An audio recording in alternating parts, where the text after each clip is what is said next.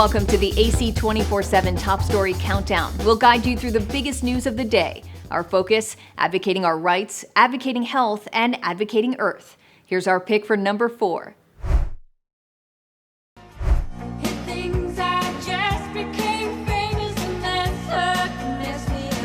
Sinead OConnor obliterated the image of the female music star in the late 1980s with a shaved head, stirring performances, and a mouthful of controversial opinions. O'Connor topped the music charts in 1990 with her version of Nothing Compares to You, written by Prince. She won MTV's Video of the Year award. Rolling Stone named her Artist of the Year in 1991. She earned 4 Grammy nominations for the song and the album it was on. But accolades and awards seem to mean nothing compared to O'Connor's drive to provoke thought. Fight the real enemy. When O'Connor ripped up this photo of Pope John Paul II on national television, backlash reverberated around the globe.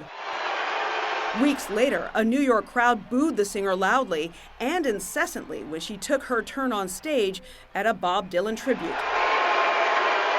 O'Connor repeatedly defended herself, calling herself Catholic and spiritual. And in 1999, she became the first priestess of a dissident Roman Catholic group. When the Catholic priest sex abuse scandal exploded, O'Connor called for the Pope to tell the truth. We have the documents and we have the proof that tell us that we're being lied to, and we're being lied to by people who are supposed to represent Jesus Christ. O'Connor lashed out at other celebrities, once called U2's music bombastic, started a war of words with Miley Cyrus when O'Connor publicly urged the young performer not to, quote, let the music business make a prostitute of you, and accused Arsenio Hall of being a drug supplier for Prince after the superstar's death.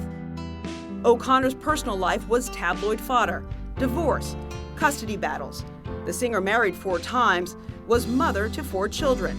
Tormented, talented, O'Connor attempted suicide in the late 1990s. In early 2022, she checked into a hospital while grieving the death of her 3rd son, Shane.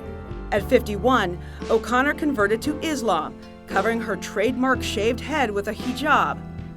But she continued performing her music, reflecting upon a lifetime of struggle. I don't want to waste the life God gave me, and I don't think that it's too late to save me. It's not too late. TheAdvocateChannel.com looks at the world through the lens of equality and inclusion. Subscribe, like, and share now. AC 24/7's Top Story Countdown continues with our producer's pick for number 3.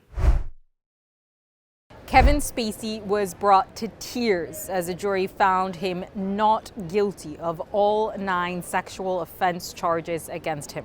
This brought to an end a nearly 4-week trial in which very serious accusations were brought against the award-winning actor, including 7 counts of sexual assault and the most serious offense of causing a person to engage in penetrative sexual activity without consent. This potentially could have resulted in a decades-long prison sentence. But of course now Kevin Spacey found again cleared of all these charges, found not guilty on all 9 counts. Kevin Spacey appeared relieved. He spoke to reporters outside the courtroom, thanking the courtroom staff, thanking the jurors, saying he was humbled by the decision. But what played out over the course of these 4 weeks was absolutely riveting, not just for the city, but for all of those who followed this case. The prosecutor bringing forward the accusations of 4 men dating back to a period between the early 2000s and 2010s when Kevin Spacey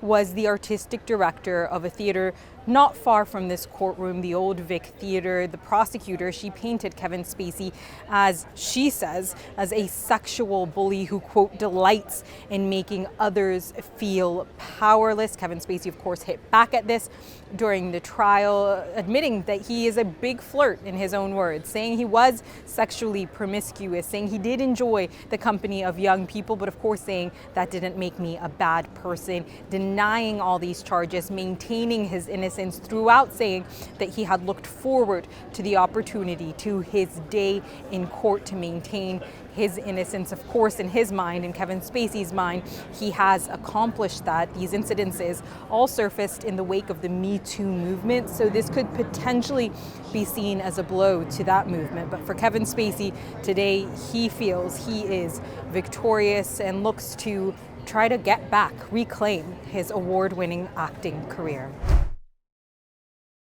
Like the Advocate channel on Facebook for the best way to get updates on stories that advocate for equality, justice, our rights, and more. AC 24/7 continues with today's top 2 pick.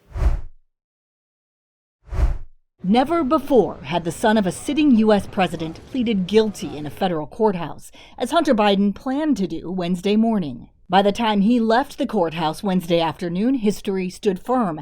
No guilty plea. Judge Mary Ellen Noriega questioned the agreements previously worked out with the Department of Justice. The White House called it a personal matter for a private citizen. This case was handled independently, as all of you know, by the Justice Department under the leadership of a prosecutor appointed by the former president, President Trump. To the extent that it looks like the administration is treating Democrats more favorably than Republicans, I can understand why people in the House are upset about it. The delay gives Republicans more fuel to investigate what they believe are President Biden's connections to his son's foreign business dealings, though there's no proof of wrongdoing and the president denies involvement. Investigations will intensify, and I think justice will be done. One Democrat says congressional Republicans need to leave the dealings to the judicial system. If they express happiness about one thing that happens in court, then they should just express confidence in the ability of the court to work it out. Hunter Biden finally entered a not guilty plea. The judge gave both sides 30 days to update where they stand now. I'm Emily Schmidt reporting. Follow the Advocate channel on Twitter and Instagram to stay updated on stories that matter every day. Here's our number 1 story of the day. Take a look. Well, here in Cartagena, locals and tourists are used to bathtub warm waters in the Caribbean, but nothing like the numbers scientists are seeing now. North of us in Florida, around Florida Bay, triple-digit temperatures Fahrenheit, 101 degrees, that's the sea surface, highest ever recorded, 38 degrees Celsius. And as a result of that, some scientists are already seeing complete, total coral reef loss, 100% bleaching in some areas. There's no telling how much of Florida's reef system, what's left of it, will survive because we still have the 2 hottest months yet to go. All of this is a result, of course, of generations of heat-trapping gas in the atmosphere, holding down as much extra heat every second as 10 Hiroshima-sized atomic bombs. The depths of the ocean, that cold water has masked a lot of that obvious heat, but this year, obviously, you can't ignore it anymore. And this is just the beginning of a trend that scientists worry could have half of the planet's surface in a marine heat wave. That puts enormous stresses on coral systems, which are not just pretty for snorkels and scuba divers, but are the cradles of the sea, the nurseries of so much sea life.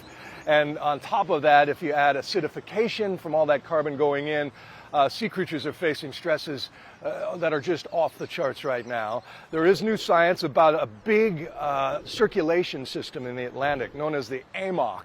This is a triangular sort of shaped conveyor belt that takes warm water from the Caribbean here and up to Canada and even to the UK and across. That has been weakening as a result of Greenland shedding so much fresh water. If that shuts down, it's sort of an apocalyptic scenario we've seen in movies like The Day After Tomorrow. There is some debate as to when that tipping point could happen. A new paper has it as early as 2025, but as late as 2090. But either way, all the latest science points to warnings that we're heading to that key vital tipping point that must be avoided to preserve life as we know it on the planet. So in the meantime, some scientists, even in Miami, are desperately trying to save what corals they can, bringing them into laboratories. A futile effort given the scope of the problem right now. But again, we are just heading into the 2 hottest months of the year.